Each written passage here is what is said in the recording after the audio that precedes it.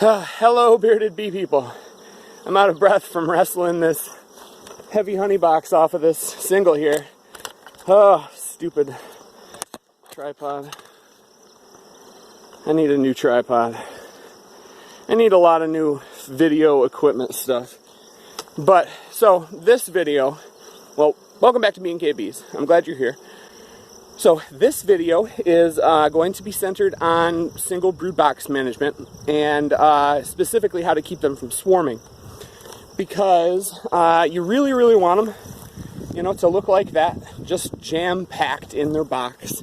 And we learn as beginning beekeepers that a full box is a swarmy colony and you have to add more space.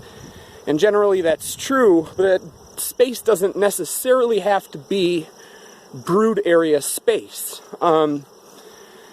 If that queen has enough room to lay in the box that she's in, they're not going to get swarmy. It doesn't matter how densely populated that box is, as long as there are open cells to lay and area to put the honey.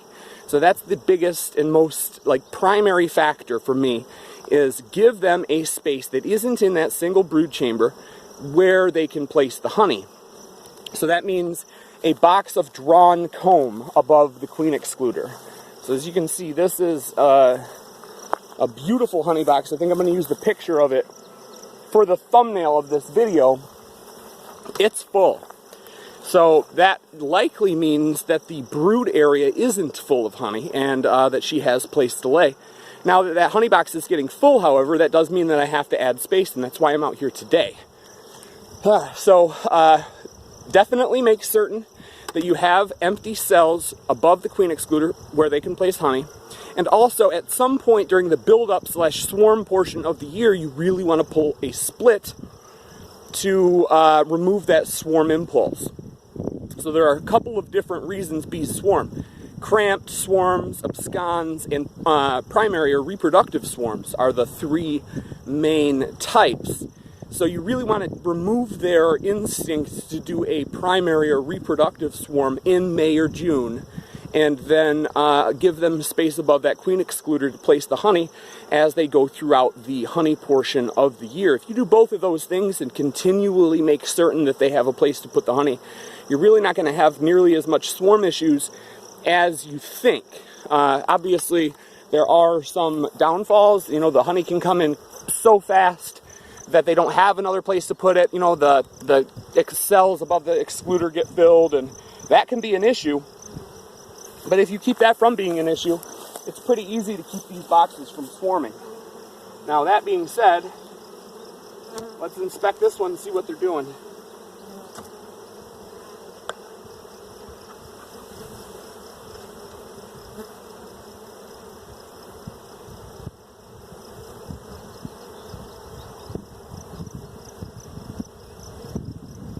Alright, right off the bat, we've got a largely honey frame, but with eggs right in the open areas right there, so that is good.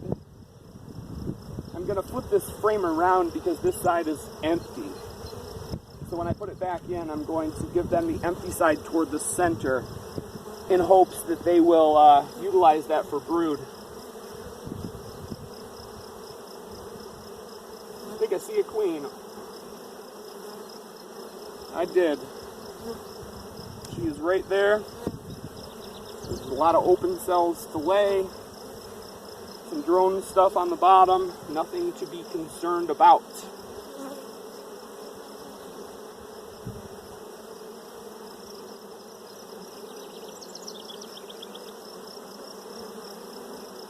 Fan-freaking-tastic. Beautiful. Beautiful. And it's been at least 2 weeks since I've inspected these bees.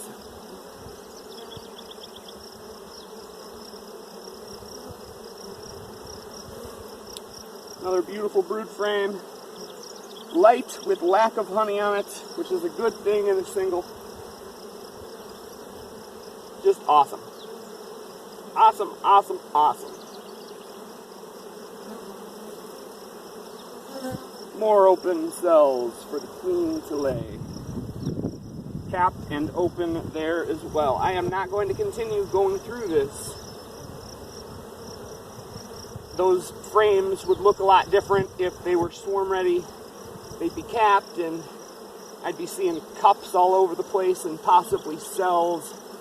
So I am not going to waste my time continuing.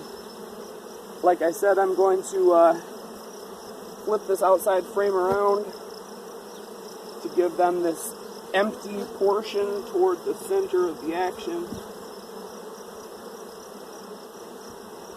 And I am going to give them a completely empty honey box right up above this excluder because their current box is jam-packed full.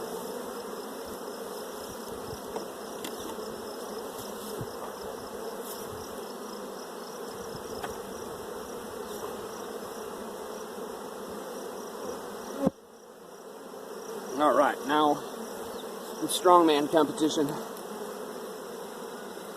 Oh shit.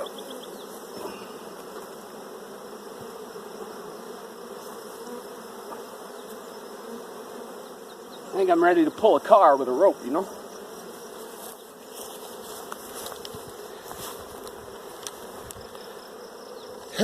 All right, and then as you can see, if anybody's ever told you that that you get less honey from a single, they're either lying or unaware, you know, because that's 90 pounds of honey right there. And it's not even July yet. It's, what, the 16th of June. So I expect this colony to give me at least 150 pounds out of a single brood chamber. So don't fear it. Just make certain you have cells up above the excluder for them to put the honey so it doesn't get clogged into the brood area. Pull that swarm impulse out of them in May by pulling a split and allowing them to build up during the build-up portion of the year rather than get built up and swarm. And then just keep on top of it, making certain that they are not backfilling that brood area, because that is your biggest enemy in terms of single brood box management. So I think I caught this one just in time. They've got a lot of space for her to lay in the bottom, and there's not a whole lot of nectar going on right now. We're waiting for sumac and basswood here within the next 10 days or 2 weeks. So hopefully when that happens, they'll start to get to work on that middle box. And around that time, I'll be able to pull the top box off, get it extracted, and get it back out here wet with honey to get filled again. So that's generally the concept and the plan for these singles.